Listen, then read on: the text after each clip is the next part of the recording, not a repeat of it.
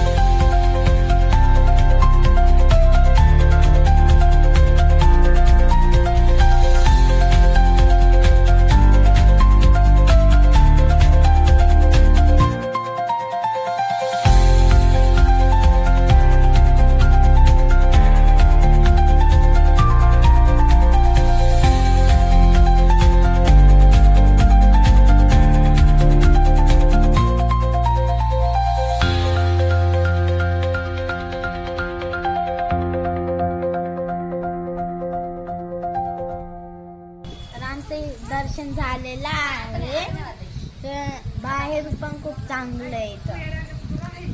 तर मी हा तर पहिलाच दिवस होता, पण नंतर मी अजून मामाच्या गावाला राहणार आहे, अजून व्हिडिओ बनवतो।